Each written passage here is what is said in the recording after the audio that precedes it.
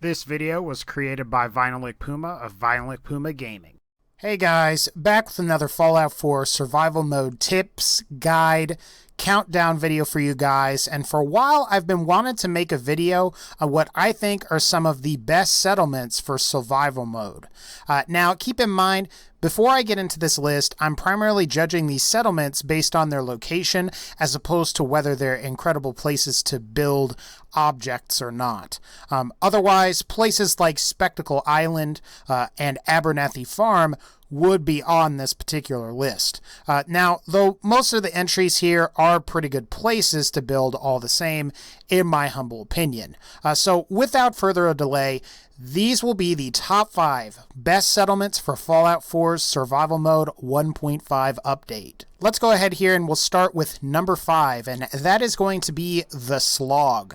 Now, one of the problems with the northeastern part of the map in the vanilla game is that many of the settlement locations here are just slightly too far away from each other. Now, if I did have to pick one of them, however, I think I would choose the Slob, as this is the only place where tarberries grow, and it also has a decent amount of crops as well, and the settlement population, I believe, is already 5 already. Now, the Slob definitely has some good things going for it. It's really close to areas like Dunwich Borers, where you can get the Kremva's Tooth machete. There's also the Saugus Ironworks, which is a plentiful resource of either flamer fuel or just like flamer weapons. And you're also relatively close to 2 other settlements, one being Finch Farm and the other being Greentop Nursery. Now, Finch Farm is okay, but Greentop Nursery is a good place to acquire some other crops to use at your other settlements. The only problem I foresee that you're going to have with the Slob is that if you're role-playing as the Brotherhood of Steel, you may not like all of the ghouls in the area, and you may be tempted to, I guess, kill them all. Now, Forged Raiders also may end up attacking this settlement because of that close proximity to Saugus Ironworks. However, in my opinion, these guys aren't too hard to kill, especially if you're at a higher level. Number 4, Starlight Drivein. While I was initially hesitant to add this settlement to the list, Starlight Drivein is actually a pretty good location that is relatively close to a lot of the starting settlements like your Sanctuary Hills, Red Rocket Truck Stop, as well as Abernathy Farm. You're also close to many of the very early game areas like Concord, Drumlin Diner, Lexington, and then by extension the Corvega assembly plant.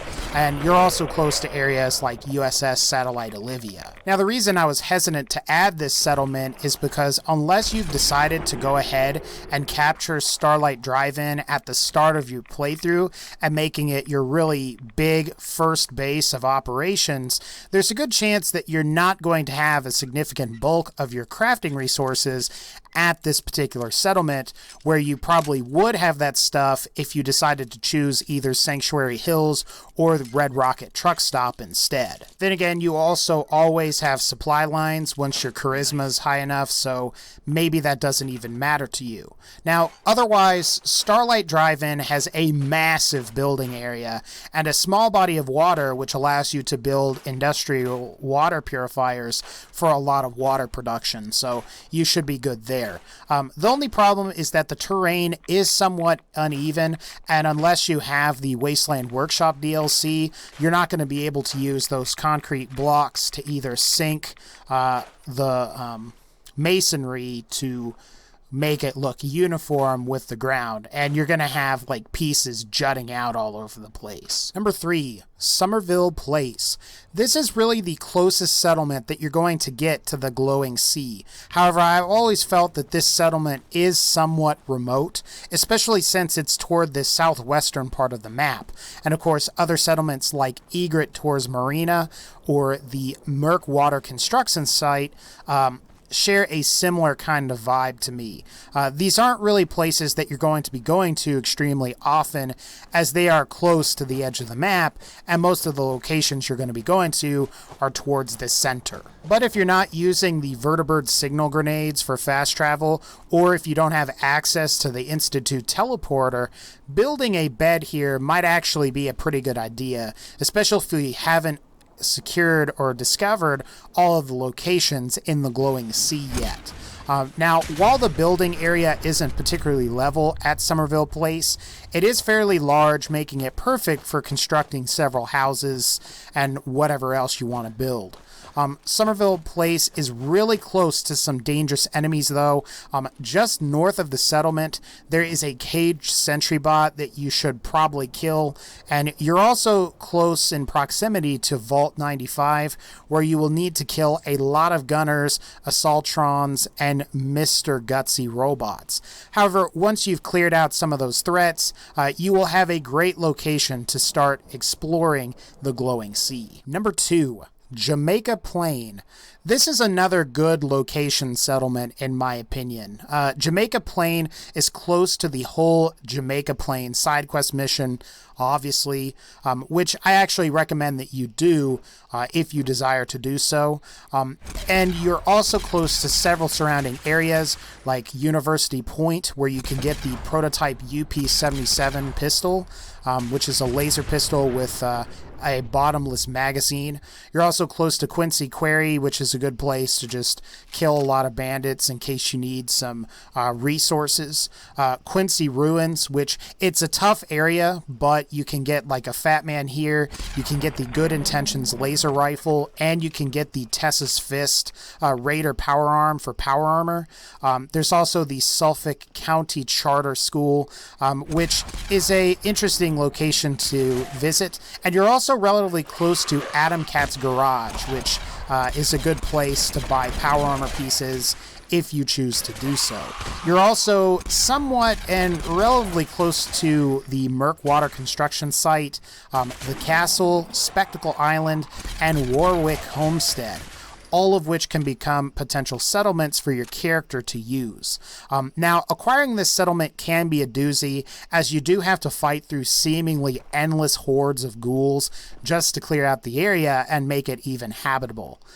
Another problem with Jamaica Plain is that the settlement building area is relatively small, and instead of getting to build across the entire city like you would actually expect, you're cornered off into just like a couple of smaller buildings towards the southern part of Jamaica Plain.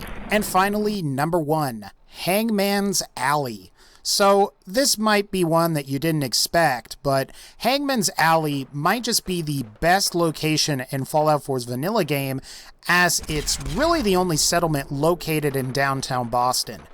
This makes it so that you're literally a walk away from several important areas like Diamond City, the Cambridge Police Station, and many other areas located in downtown Boston like Hubris Comrex, Trinity Tower, and Goob Neighbor if you decide that you want to walk that far. Hangman's Alley is defended by relatively weak raiders, meaning that it's also very easy to capture and make into one of your own settlements. Now, one of the problems that I have noticed that I have with Hangman's Alley is the small size of the area. That said, you can always build vertically if you decide that you need some more space. And specifically, if you have the Wasteland Workshop DLC, I would recommend that you use both the electrical water pump and the fertilizer squares to help condense the amount of space that your crops and water production objects take up to keep your settlement layout as open as possible for new buildings and just new stuff that you want to build and accommodate new settlement people. Wow, VinylicPuma, it's settlers. I can't believe you screwed that up. Anyway, guys, that's going to pretty much wrap up this particular video. If you like this video, please be sure to leave a like, and as always, take care, and I'll see y'all next time.